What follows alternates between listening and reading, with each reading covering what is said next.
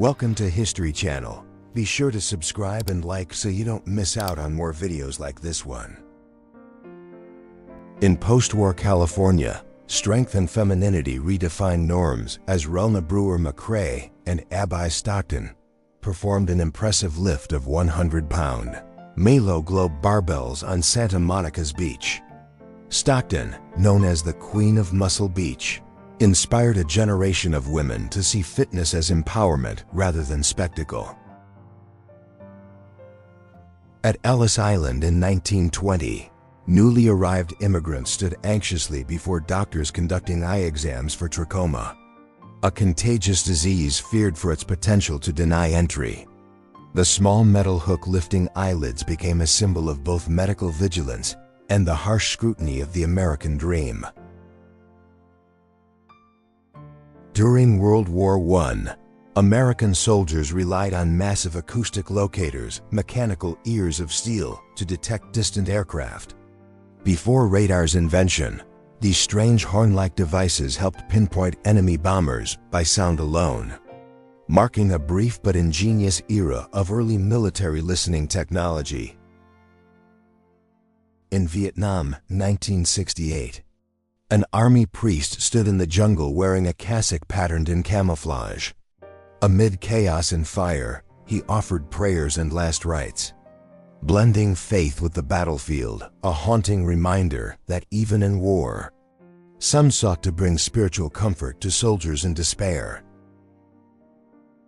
On September 9, 1966, at Long Beach Naval Station, the Apollo test capsule was carefully unloaded from the USS Hornet. The scene symbolized America's growing ambition in space exploration, bridging the gap between early test missions and the eventual triumph of the Apollo moon landings. Captured in 1944 by Soviet photographer Emanuel F. Zarikin, "Stand to the End" immortalized defiance amid the ruins of Stalingrad. The image shows resilience rising from destruction, a visual anthem to those who refused surrender in one of the bloodiest battles of the Second World War. In 1981, a train rolled across the South African landscape, framed by vast plains and a nation still bound by apartheid. The railway connected cities and people yet divided lives through invisible lines of race and privilege, a silent journey through a divided country's industrial pulse. A shepherd from Karakhechti, Azerbaijan, stands proudly with his children in the 1980s, their faces marked by wind and endurance. Behind them, the rugged landscape mirrors their life of simplicity and strength, portrait of pastoral resilience amid the shifting tides of Soviet rural life. On October 11, 1994, the Space Shuttle Columbia, carried atop NASA's shuttle carrier aircraft, performed a flyby honoring the recently landed Endeavour at Edwards Air Force Base. The rare sight symbolized human achievement, two spacecraft meeting briefly in the sky before one retired to history.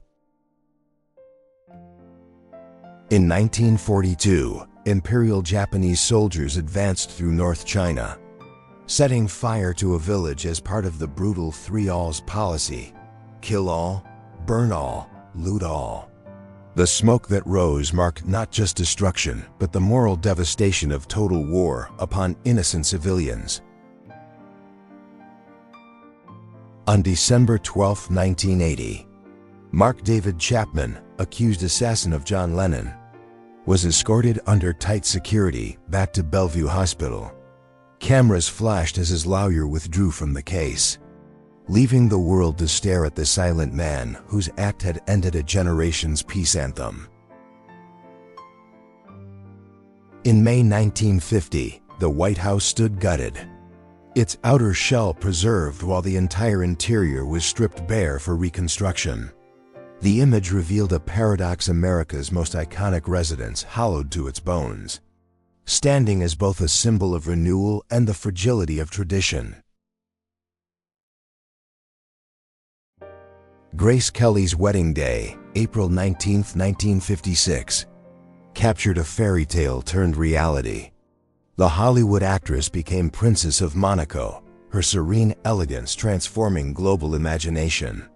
Her gown, adorned with lace and pearls, symbolized timeless grace, the union of cinema's glamour with European royalty's enduring mystique.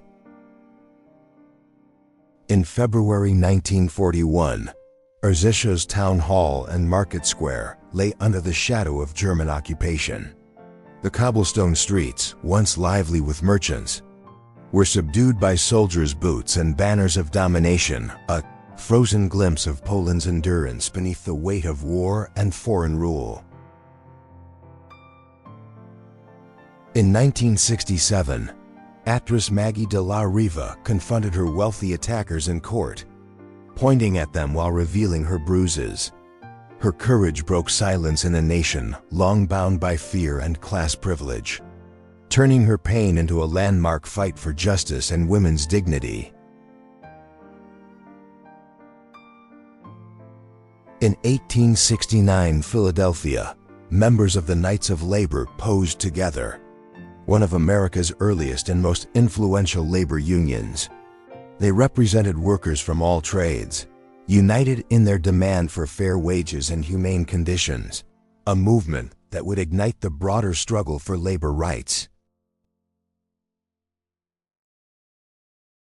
In 1960, photographer Alberto Corda captured Che Guevara's Guerrillero Hiroko, a moment of defiant calm framed by revolution. The image became one of the most reproduced portraits in history, transforming a man into an enduring symbol of rebellion, struggle, and the romantic ideal of freedom. In the 1960s, a bustling flea market in Hamburg offered relics of post-war Europe old records. Furniture, uniforms, and memories traded under gray skies. Each item carried whispers of history, turning simple bargains into fragments of a continent, rebuilding its identity through the commerce of the past. In 1967 at Bluff Creek, Northern California, Roger Patterson and Robert Gimlin captured the infamous Bigfoot footage. The shaky film ignited decades of debate, inspiring both believers and skeptics to search for truth in the forests, a mystery forever embedded in American folklore. In 1951, mob boss Frank Costello, known as the Prime Minister of the Underworld, testified before the Kefauver Committee. As cameras rolled, his trembling hands revealed the pressure of exposure organized crime. Once hidden in shadows, was now dragged into the blinding light of national scrutiny. In April 1992, an open-air market in Moscow's Izmailovsky Park bustled with vendors and newly liberated citizens. After the Soviet Union's collapse, capitalism arrived in makeshift stalls. Freedom expressed through trade, where old badges, toys, and relics became the first commodities of a changed world. In 1981, French singer Françoise Hardy was immortalized in a promotional postcard by Florinash Records. Her calm elegance, framed by minimalist style, embodied a new wave of European chic music and fashion, blending seamlessly into the cool, introspective aesthetic that defined a generation of modern icons. In late 1916, Austro-Hungarian river monitors engaged Romanian forces along the Danube. These armored vessels, part warship and part floating fortress, thundered across the river's surface. Their battles echoed through Europe's waterways, symbolizing a fading empire's struggle to maintain dominance in the chaos of the Great War. In May 1939, twin sisters peered from a porthole aboard the SS St. Louis. A Jewish refugee ship denied entry to Cuba and the United States. Their hopeful faces pressed to the glass became a haunting image of humanity turned away on the eve of the Holocaust. In 1917, John Spears, leader of the Green Corn Rebellion, set for his mugshot a defiant farmer turned rebel. He and hundreds of poor, multiracial Oklahomans had risen against U's involvement in World War I. Their failed march marked one of America's forgotten uprisings against war and inequality. In 1944, Estonian volunteers fighting alongside Finnish forces on the Karelian Isthmus displayed quiet defiance. One soldier painted flowers on his helmet, another bore the Estonian tricolor. Amid the brutal war between Finland and the Soviet Union, these small symbols reflected pride, resistance, and a longing for national identity. On January 28, 1959, Yuri Yudin hugged Lyudmila Dubinina goodbye as Igor Dyatlov stood nearby. Yudin turned back due to illness, unknowingly escaping fate. Within days, all 9 of his companions would die mysteriously in the Ural Mountains, in what became known as the Dyatlov Pass Incident. In 1944, Private Eugene V. Weber knelt to hand a small girl a stick of chewing gum in liberated Esselborn, Luxembourg. The child's shy smile contrasted with the ruins behind them. A brief and tender moment of humanity amid the devastation of World War II. Around 1946, Captain Herbert Sobel, remembered for his harsh leadership in the Band of Brothers, held his infant son in a quiet, domestic scene.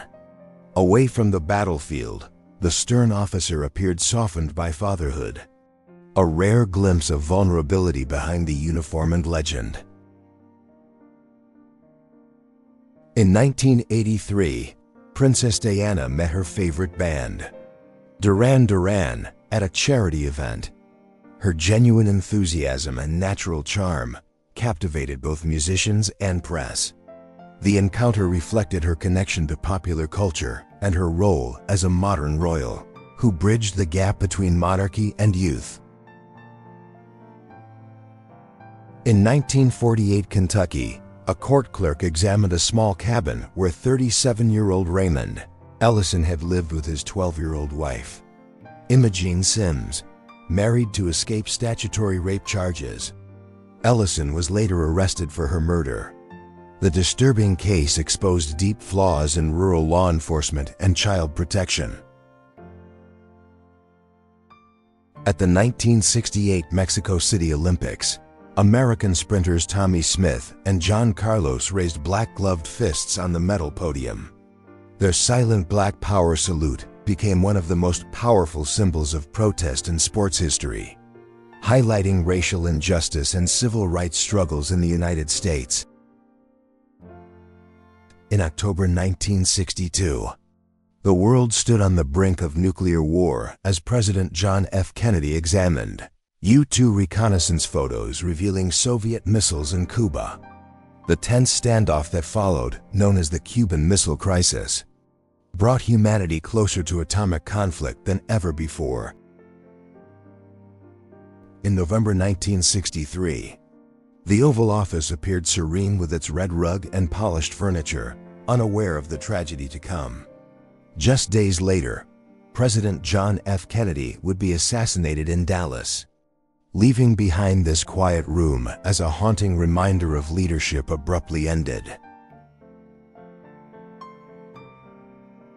In 1891, the body of Dom Pedro II, Brazil's last emperor, lay in exile after his overthrow. Crowned at just 6 years old, he ruled for nearly 60 years. A scholar and polyglot, he was admired for his intellect and humility, even in his final days far from home. Photographed in Geneva in 1898, Empress Elizabeth of Austria, known as Sissi, walked quietly with her lady-in-waiting. Unaware of the camera, she appeared elegant yet distant. This candid image became her last, taken moments before she was fatally stabbed by an anarchist, sealing her legend in tragic beauty. A rare early 1910s photograph revealed U.S. President Woodrow Wilson's famously poor teeth, a detail often hidden in official portraits. Despite his dignified public image, this candid glimpse humanized the academic president, who would later lead the nation through World War I and the founding of the League of Nations. In 1960, President Dwight D. Eisenhower met civil rights leaders, including Martin Luther King Jr. After signing the Civil Rights Act, their conversation marked a careful but historic step toward equality, reflecting both the cautious optimism and deep divisions of a nation slowly confronting its racial injustices. In Bucharest on December 24, 1989, an anti-communist civilian aimed his PSL rifle during the Romanian Revolution. As protests escalated into open revolt, ordinary citizens took up arms against Nicolae Ceausescu's regime, capturing the violent birth of freedom in one of Eastern Europe's final uprisings. In 1935 Boston, Maurice Mo Burke stood at the crossroads of intellect and intrigue, lawyer, baseball catcher, and secret World War II spy. Fluent in several languages, Burke gathered intelligence in Europe for the U.S. government, becoming one of the most enigmatic figures in American sports history. In 1953, an Estonian female guerrilla washed clothes by a forest stream, her rifle resting nearby. Living in hiding from Soviet authorities, these forest brothers symbolized defiance long after the war's end. Her quiet routine revealed the endurance of those who fought occupation through daily survival. On October 15, 1969, students across America marched against the Vietnam War, carrying signs and chanting for peace. They filled city streets and college campuses. The movement reflected a generation's growing disillusionment with authority, uniting millions in one of the largest demonstrations in U.S. history. In 1920, Warren G. Harding, freshly chosen as the Republican presidential nominee, stood with a tuba in hand. The image, lighthearted and unusual, contrasted sharply with the solemnity of politics, showing a rare moment of humor before he rose to the presidency during America's post-war decade. On December 1959, the leaders of France, Britain, West Germany, and the United States gathered in Paris for the Four-Power Summit. De Gaulle, Macmillan, Adenauer, and Eisenhower symbolized post-war unity amid Cold War tension, shaping Europe's fragile balance between peace, power, and ideological division. In 1944, Lieutenant R.F. Snuffy Smith of the 39th Fighter Squadron posed beside his P-38 Lightning, Japanese Sandman II. The decorated pilot's aircraft bore victory markings from the Pacific Theater, embodying the daring spirit of American airmen who fought fierce battles in the skies over World War II.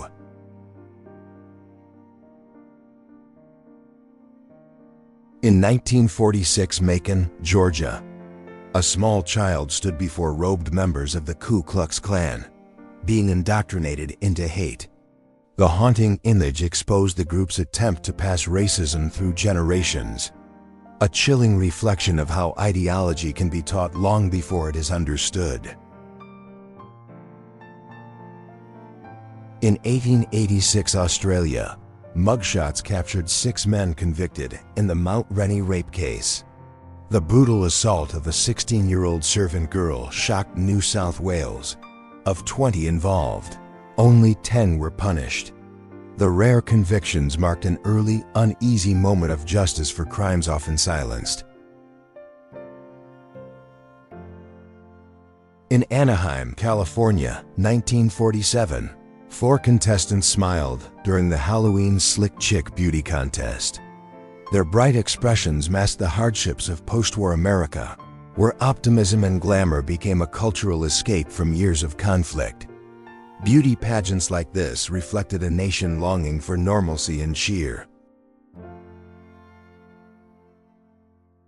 On July 18, 1970, President Richard Nixon greeted a young Prince Charles at the White House. The meeting symbolized enduring ties between the United States and the British monarchy, capturing a moment of cordial diplomacy during an era otherwise marked by global protests and political tension. In October 1948, the industrial town of Donora, Pennsylvania, was shrouded in a toxic smog later called the Death Fog. 26 people died and thousands fell ill.